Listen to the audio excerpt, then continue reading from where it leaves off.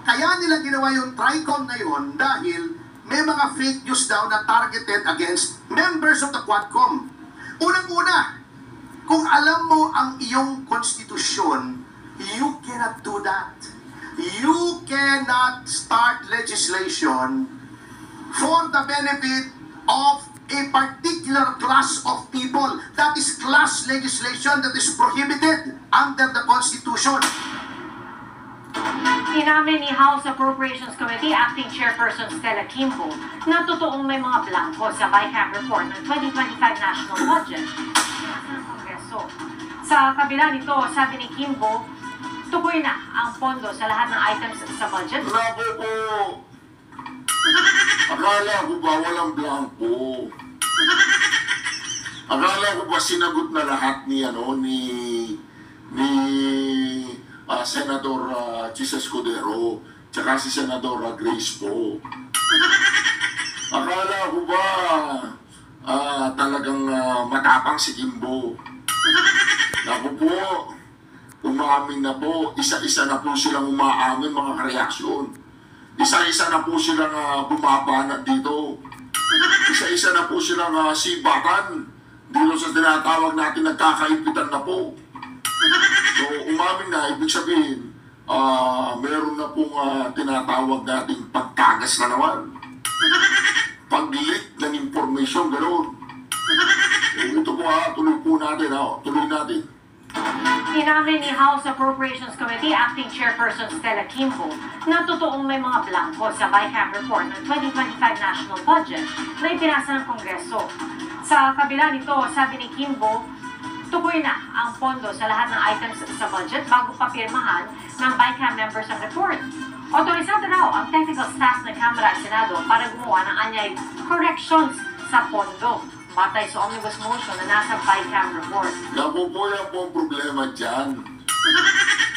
Ito pong omnibus na to, siya po yung kakatay sa kanilang lahat.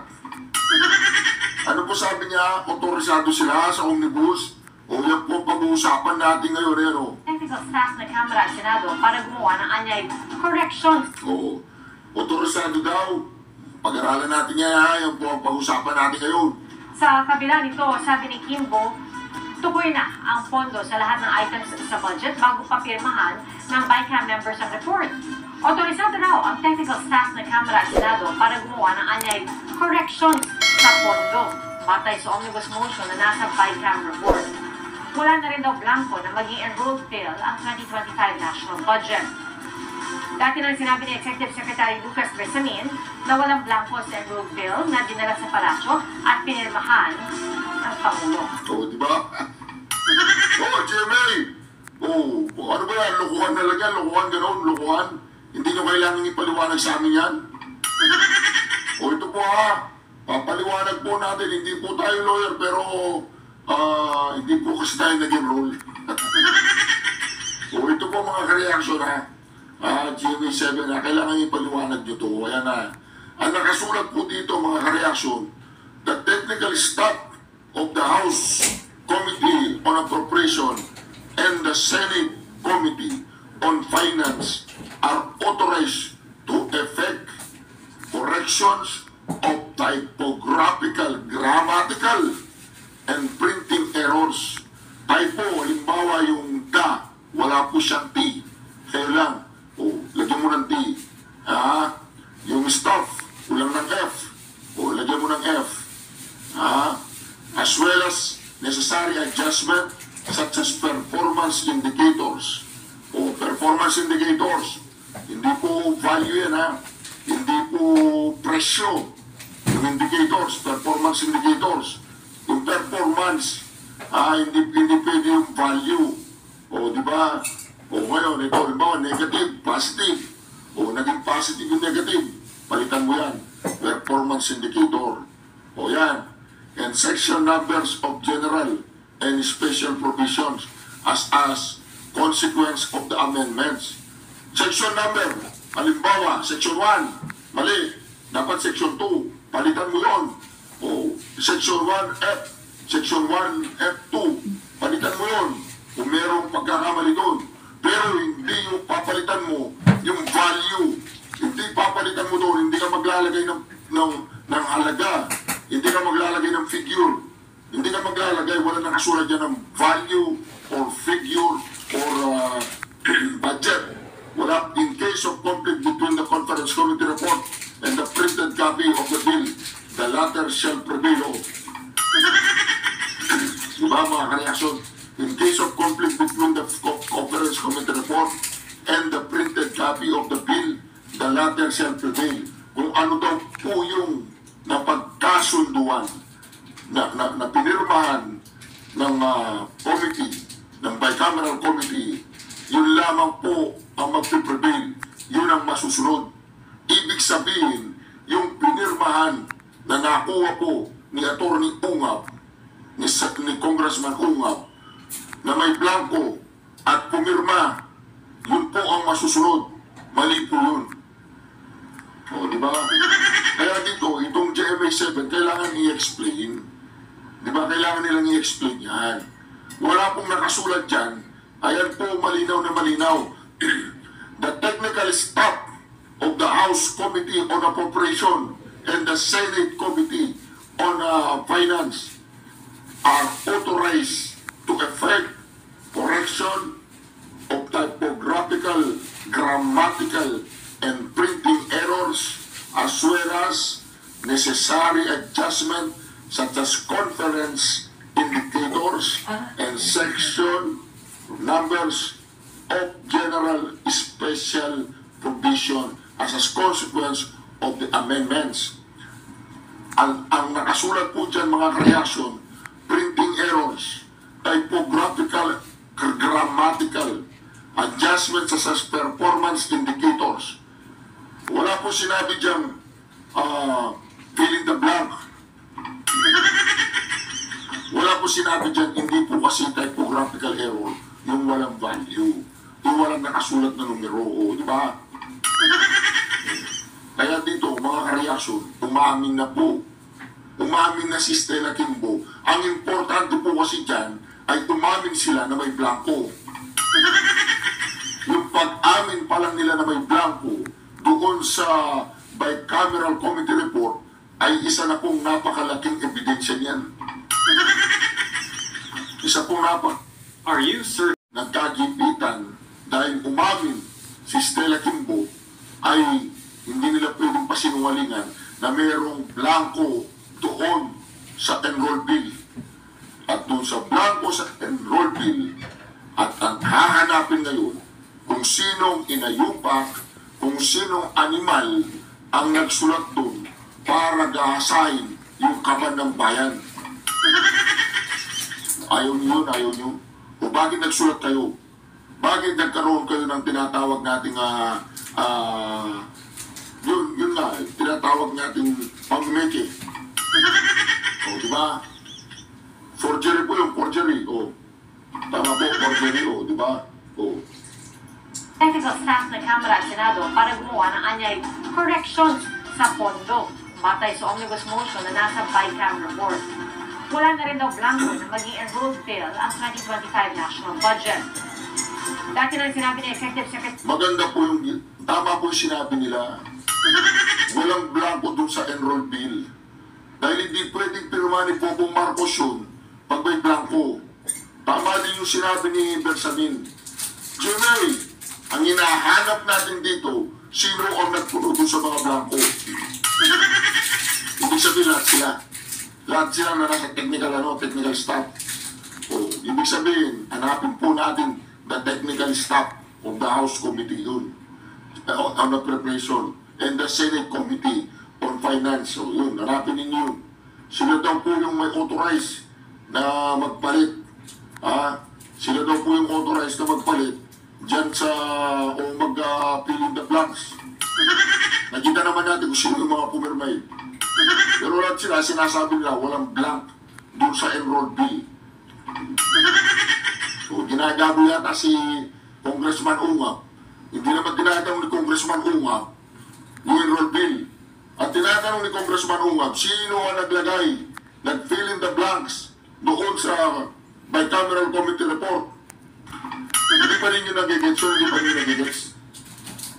Ako po. ruled bill ang 2025 national budget. Dati nang sinabi ni Executive Secretary Lucas Bersamin na walang blanco sa enrolled bill na dinala sa palasyo at pinirmahan ng Pangulo. Mga kapuso, maging una sa saksi. O diba, tama po yun. Tama po yung sinasabi ni Little President, Executive Secretary Lucas Bersamin. Tama po yun mga kareaksyon, tama yun. Alam mo kung ano yung hindi tama, lahat ng gumahasa, nagsulat ng numero doon sa enrolled bill na doon sa pinagkasunduan ko, doon sa bicameral report, na blanco, yun ang dapat natin malaman kung sino, anong committee ang nag-fill up. Malinaw po ba yun? Ito naman si Atty. Topacio. Pakinggan po natin pakinggan natin kung bakit ang mga taong ito ay talaga naman. Di ba? Pakinggan po natin si Atty. Topacio. Alright, reaction debates. Ang babalik po, reaction. Napakaganda po ng pag-uusapan natin ngayon patungkol dito sa TRICOM. Ito po TRICOM ng TRICOM Kongreso. Ito po mga reaksyon ang dami pong mga lawyer o attorney umalma dito sa tinatawag nilang TRICOM, yung freedom of expression. At ito daw mga vloggers, walang mga disiplina, sabi po ni Robert T. Barbers. Barbers, makinig ka dito pero bago po natin simulan ng ating napagandang reaction video, huwag po ninyong kalimutan mag-subscribe, like at i-share ang ating video. Ayan po mga reaksyon ang pinakakauna-unahang YouTuber at YouTube play button na pinasulat ng isang YouTuber ang dating Pangulo. Ayan po, yan. Diba, Reaction TV, 8 Studio President Mayor Duterte. Ayan po mga kareaksyon Kaya mag-subscribe ka na, i-like at i-share ang ating video. Diba? I-share po ang ating mga video. Ito po, pagyan muna po natin si Atty. Topacio bago po tayo mag-react. Tingin niyo po ba, sir, parang gawa-gawa lang ito para maalis yung attention natin dun sa issue sa 2025 national budget? I don't want to speculate kasi sabi ko nga, mahirap basahin ito.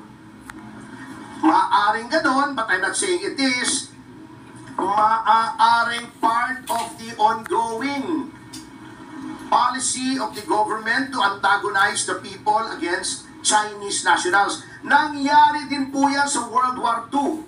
After the bombing of Pearl Harbor, dinimonize ng American government ang mga Japanese nationals. Not only Japanese nationals, not only those who are residing in the US, even persons, Americans, persons born in the US of Japanese descent, nilagay sa concentration camp. Maybe many of you do not know that the United States did this too. Japanese, ethnic Japanese, nilagay sa concentration camp noong World War II. Nilayo sa kanilang mga bahay, nilayo sa kanilang pamilya, kinulong on the mere suspicion that they can be used as Japanese spies. That is how you start these things. Yun. Ngayon, yung sinasabi mo, well, I do not want to speculate. Although, I would not put it beyond the present government to do things like this para mawala. Kasi talaga namang defective yung budget. But I would not go into that. That's beyond the scope of this press con. That's another story for another time. Okay, may katanungan pa?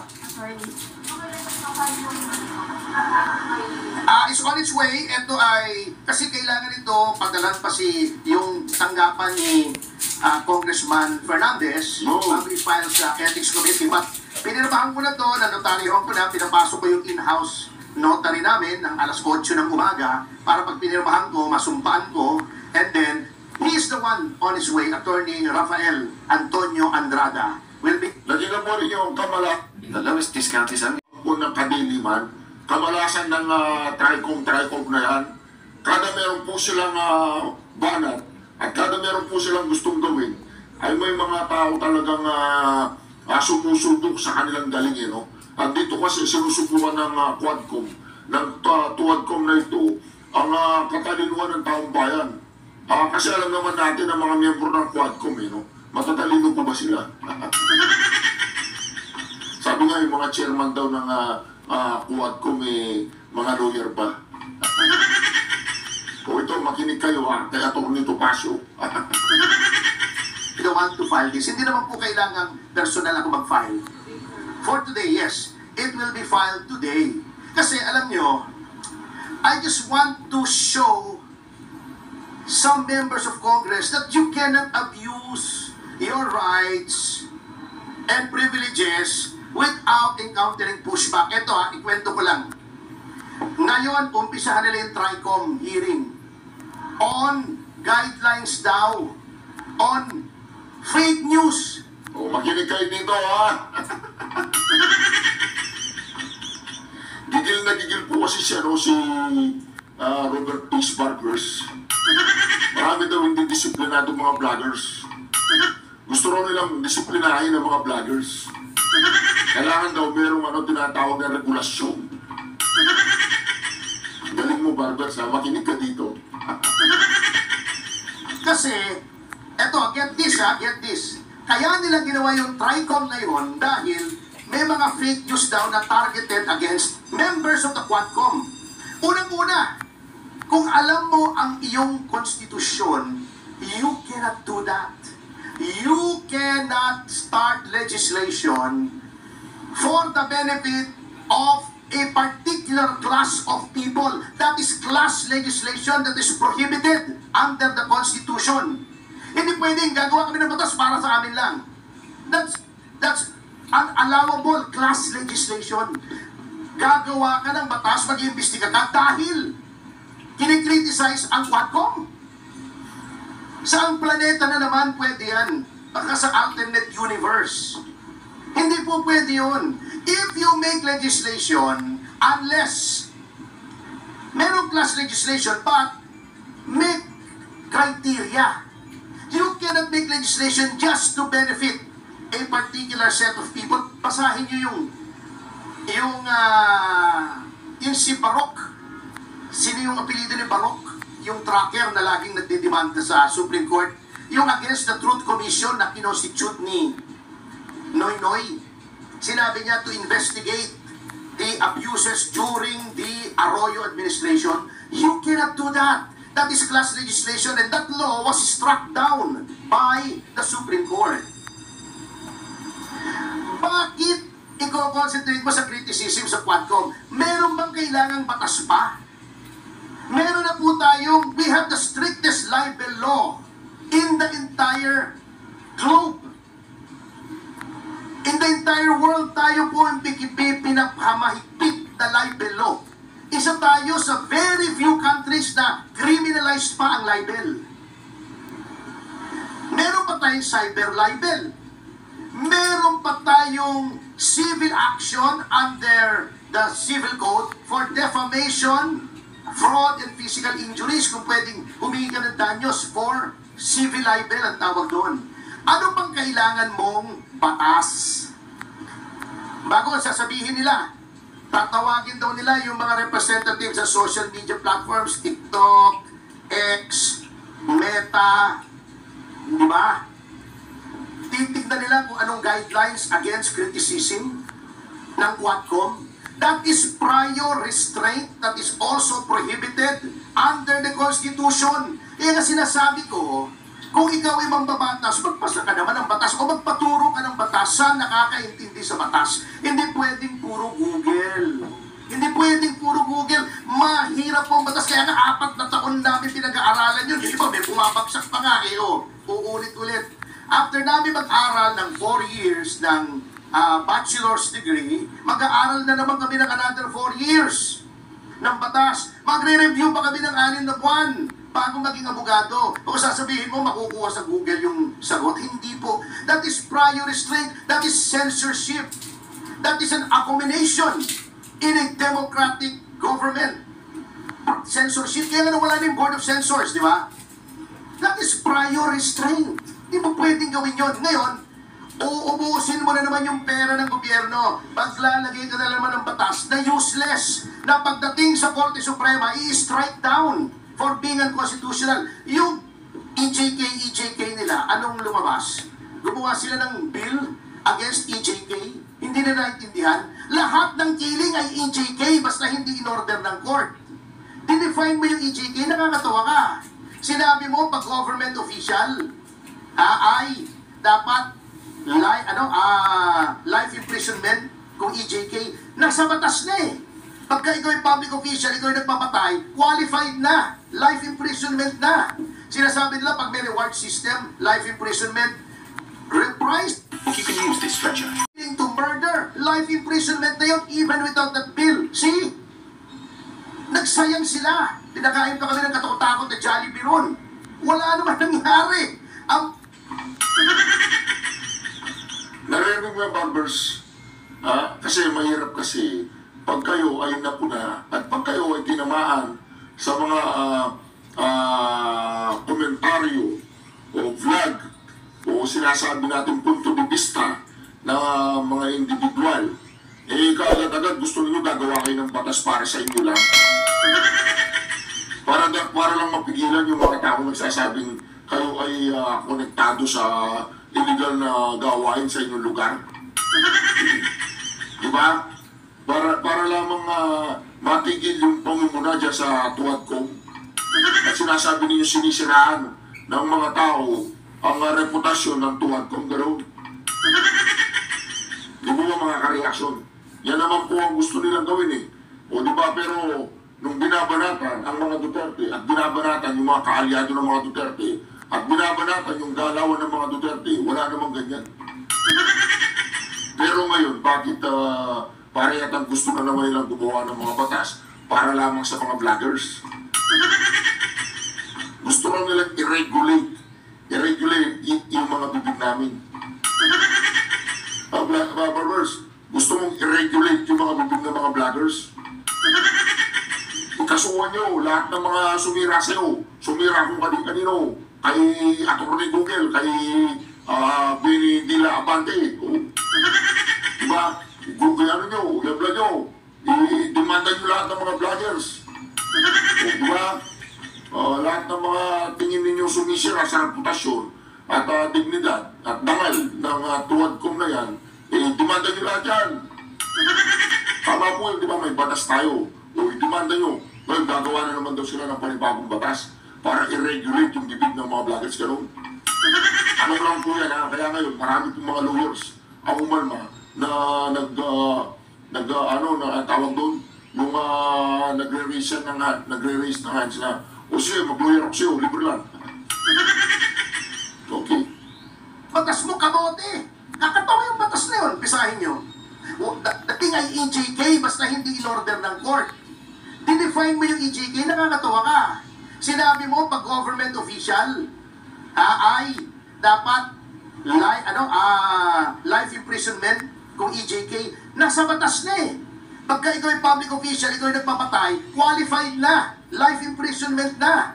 Sinasabi nila, pag may reward system, life imprisonment, reprise, reward, or promise qualifies a killing to murder. Life imprisonment na yun, even without that bill. See? Nagsayang sila. Pinakain pa kami ng katakot-takot na Jollibee ron. Wala naman nangyari. Ang batas mo, kamote. Kakatawa yung batas na yun. Pisahin nyo. There is nothing in that bill. Hindi pa pala batas. There's nothing in that bill that does not already exist in our system of laws. Wala. Kasi nga, sa Google nag-aral ng batas. Yan ang sinasabi ko. They cannot keep abusing this. Someone has to stand up. Inutil ang Integrated Bar of the Philippines, Ay Kumilos. Yung Integrated Bar, naging old boys club na yan, party-party. At nag-recommenda para sa judiciary. Yan ako. Ito ang ilang beses na nasisita na Supreme Court yan for unethical conduct. The latest is yung nanlibre, yung law firm ni Atty. Divina. Oo, ng junket ng mga opisyal ng IBP o abroad sa kanito Balisin. O sinabi ng Supreme Court, mali yan. Noong 1980s, yung asawa ni Drilon, si Violeta, lalaban ng IBP President, ginamit ni Drilon yung facilities of his office. He was then Justice Secretary. para ma-elect yung asawa niya, in-invalidate. Yan ang nangyari sa IBP. It has degenerated into a social club. Dapat yung IBP ang unang-unang mag-take ng stand sa violation na ito. Bina-violate, ina-apply yung mga abogado, kita mo, si Harry Roque. Alam mo, lagi kong kalaban sa kaso si Harry Roque. I have no love lost for that guy. Pero, yung ginagawa sa kanya is unconscionable at wala ka naririnig sa IBP. Oh, anong naririnig mo sa IBP? Ginamit nila yung facilities nila para kay Picoy, exclusive sa abogado yun. O, inireklamo ko. That is sadly what has happened to the integrated bar of the Philippines. Walang ibo, kamoting kahoy, may ulalo pa. Hindi man...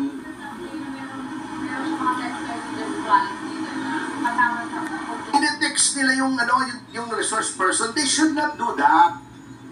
Hindi pwede yung nagtitext, yung communicate katulad ng ginagawa nila kay Grijaldo. Because you're polluting the witness. You should not do that. Talagang brazen eh. You know why? Because the present leadership of the House has cultivated a culture of impunity. Lahat pwede na. Siguro para malito rin sa ano. Teka lang.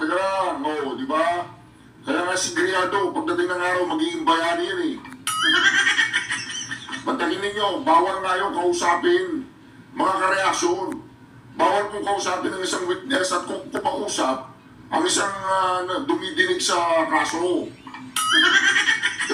Ito kasi si Atty. Google, tsaka itong si Pastor Palpak.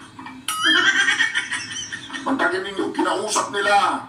At sinasabi, agree ka ba dito, agree ka ba dyan, basta tumagri ka na may, tinatawag na, anong tawag doon? Yung reward system, nagsumbong po siya, si Grijaldo doon, sa Senado, sabi niya, binastos nila ako doon sa Senado, Tapos, nagagalit kayo. Tapos, dinidiin nyo naman, ginigisa nyo yung mama, Anong gagawin natin yan? Atty. Google, di ba? Barbers, anong gagawin natin? Gagawa kayo ng batas para tansyahin yung sinasabi ng mga vloggers, pero iniiwasan kayo ng mga vloggers. Wala naman nagre-reklamo sa mga vloggers, kayo lang yung, di ba? I'm sure na-brief nililito. Ginugulo eh. Bago magagalit ka pagka sinasabihan ng abogado na huwag sumagot, karapatan po yun eh. Are you arguing against a constitutional right? Di mag-constitutional convention ka o constitutional commission o whatever, di ba? At tanggalin mo yung provision sa Bill of Rights ng right to counsel sa legislative inquiries. Tapos, but as long as that provision is standing there, every lawyer should defend that provision. Okay, sir. Attorney, just for the record, ngayon nyo lang mo na-meet si Nakausap ko siya kahapon via video teleconferencing, and si Tito Tessie, matagal ko nang kilala ito. Magkasama kami sa advocacy niya mga anti-crime watchdog. Pero yung official na letter parang appointing you as the client, today lang during the... Ayun, pinasulat ko nung nagtatanong yung Reuters. Ako yun. Kaya humingi ako ng 2 minuto. Just to make it official. Attorney, Yes, sino? Ma'am, Custodio po from PTV. Attorney, balikan ko lang din yun sa Chinese spy po, no? Do we have information po ba kung hanggang saan po yung scope ng area of navigation noong self-driving car from the company? I'm sorry? So, mga kareaksyon, malinaw na malinaw po, Malinaw na malinaw po ang explanation po ni Atty. Topacio. Pagdating po sa tinatawag nilang, yun nga, dinidisiplinahin yung mga vloggers, yung kailangan papanagutin, kailangan, anong tawag po doon, yung kailangan ma-regulate. Ma-regulate daw, parang hindi daw nare-regulate yung mga bibig natin, Kaya dito mga kareaksyon, malinaw na malinaw po ang sinabi ni Atty. Topacio na talagang kumpleto po ang ating batas. May batas po tayo na cyber libel law. Dapat demanda nyo. Barbers, demanda mo lahat ng tumira sa'yo. Ako, agree ako dyan. Dapat madimanda yan. Wala dapat ano yan. Wala dapat hindi madidimanda. Yung sa self-driving car po na sinasabi, do we have information po kung hanggang saan po yung scope of navigation po? Wala ako, that's too technical. That's beyond my competence. Hindi kaya ng powers ko yan. Batas lang ang alam ko. Kasi Pag under... naghahangat yung phone ko, tinatawag ko pa yung anak ko eh. Okay po, kasi there is an information po na na-enumerate po na some facilities mapped sa Batangas, Laguna, and immediately po sa southern part ng Metro Manila. Do we find it parang suspicious po ba